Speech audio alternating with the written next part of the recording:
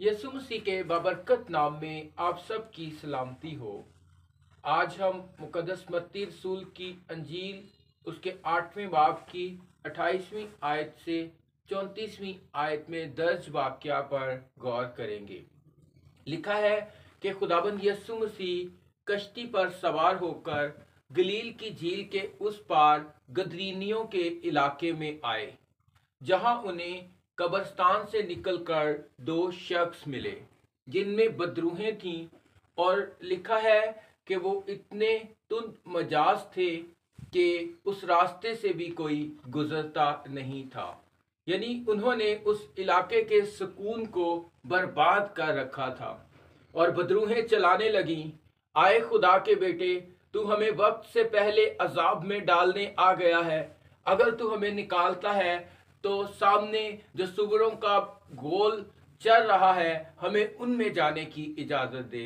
यीशु ने एक लफ्ज बोला, जाओ, और बदरूहें उनके अंदर से निकलकर सुअरों के गोल में चली गईं और गोल किनारे से झपट कर झील में जा गिरा और डूब मरा। इस सारे वाक्या को देखने वाले जो सुअरों के चराने वाले थे और खेतों में काम करने वाले लोग थे, उन्होंने सारा माजरा जा शहर में सुनाया, और शहर के लोगों ने आकर यीशु मसीह की दरखास्त की कि हमारे इलाके से, हमारी सरहदों से चला जा।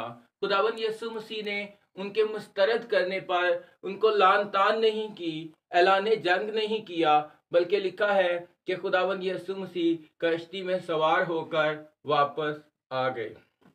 तो वजाहत इसमें हम क्या देखते हैं कि ये वाकया यीशु मसीह के अल्लाही इख्तियार को जाहिर करता है, जहां पर वो बदी और शैतान की सारी और तारीकी की सारी ताकतों पर इख्तियार रखते हैं। और ये ऐलान है कि खुदाबंद यीशु मसीह जजमेंट डे पर जो है बदी को मुकम्मल तौर पर मिटाकर तारीकी की तमाम फौजों को कैद करके एक नई सलामती वाली और सुकून वाली और बदी और गुनाह से पाक सल्तनत कायम करेंगे। और सुअर जो है वो नापाक हैं और सुअरों का कारोबार हराम है शरीयत में।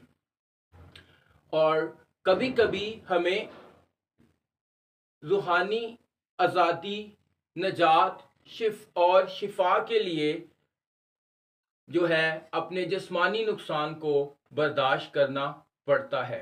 तो कॉल टू एक्शन क्या है? कॉल टू एक्शन ये है कि हमें हमेशा जो है रूहानी आज़ादी, नजात और शिफा की राह में आने वाली तमाम वो रुकावटें जो माली नुकसान की सूरत में हो, मादी नुकसान की सूरत में हो, उन्हें खुशी से कबूल कर लेना चाहिए। और अगर किसी हराम कारोबार में इन्वॉल्व है तो उससे हमें नाता तोड़ देना चाहिए, क्योंकि अगर इंसान सब कुछ हासिल कर ले और अपनी जान का नुकसान करे तो उसे क्या फायदा होगा, या इंसान अपनी जान के बदले में क्या देगा?